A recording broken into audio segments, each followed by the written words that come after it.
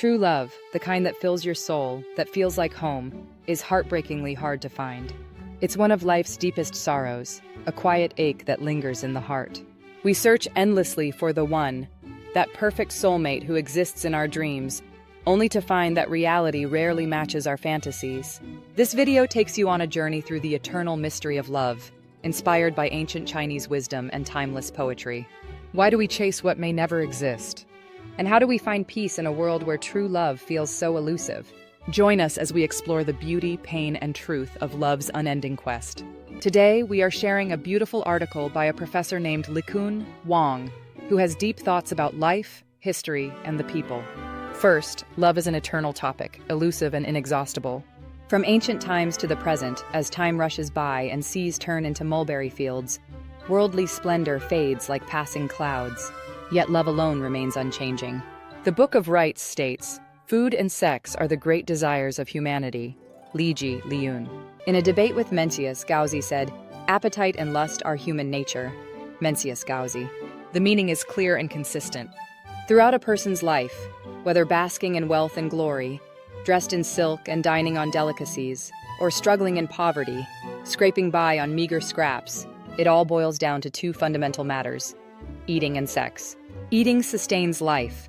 Sex ensures the continuation of the species, passing life from one generation to the next, striving for longevity. These two are equally vital.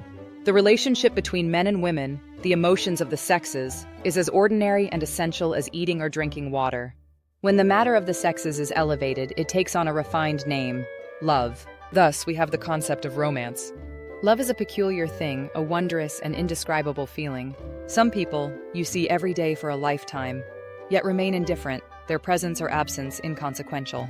Others you catch a fleeting glimpse of in a crowd, and their face becomes unforgettable, haunting your dreams with hopes of a chance reunion. Some would abandon everything to wander the world with you, yet you remain unmoved. Others, with a mere gesture or smile, etch themselves into your soul. Love can make you cry or laugh, bring you pain or sweetness. It keeps you tossing and turning, restless and impulsive, lost in a haze of passion. It fills you up, yet leaves you empty. It stirs melancholy, yet breeds confusion. What is this thing called love, so tangled and inescapable, cut yet still entwined, seemingly heartless yet full of feeling? Second love, in truth, is a dream. Before love even arrives, before one even understands what it means, there is already an ideal beloved dwelling deep within the heart. For this vague, blurry, entirely fictional idol, we wander in longing, searching endlessly.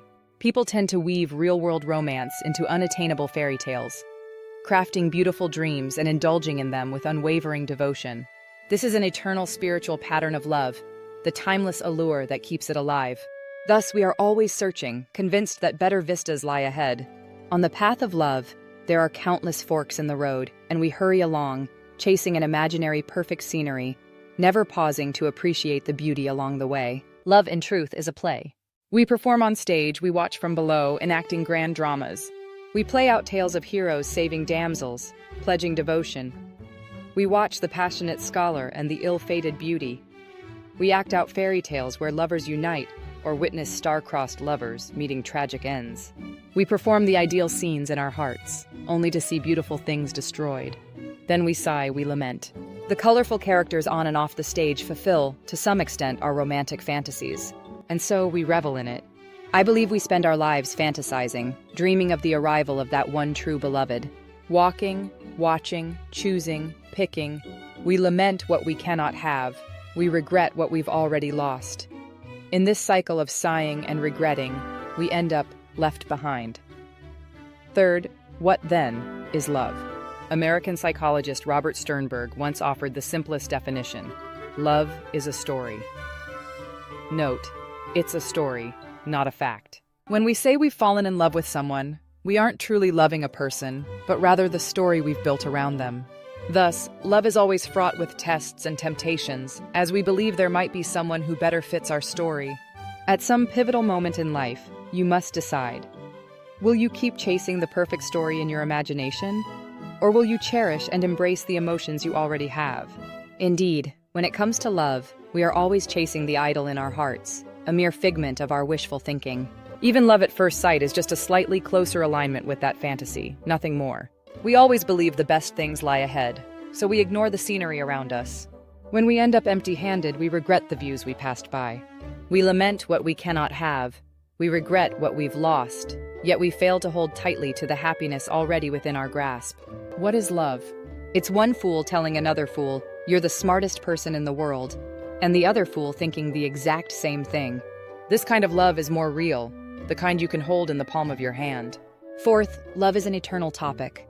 From ancient times to now, the only thing that remains constant is love, for it is human instinct, like the need for air, sunlight, or water. Love itself has not changed, but the pursuit of love has always been in flux. In primitive times, love centered on reproduction, a matter of bearing children for me. In classical times, love often culminated in lovers uniting, even if the passionate scholar and tragic beauty ended as butterflies dancing together. In modern society, love is burdened with too many additives: money, status, power, fame, all cloaked in the name of love. I'd rather cry in a BMW than smile on a bicycle. Terms like affairs, mistresses, and one-night stands now flood the streets. Power and sex, money and sex have seamlessly wed, thoroughly subverting love. The word love has become outdated, or perhaps just a fig leaf. If I'm carrying bricks, I can't hold you. If I put them down, I can't support you, has become the love story of this era's underdogs. Under the banner of love, as long as you have money or power, I'll love you, whether you're taken or married. Love even unto death. Modern love is like a wad of tissue, swirling a few times in the toilet before vanishing. Of course, this isn't the whole picture. The most primal is the most essential. Love, at its core, is just that simple thing.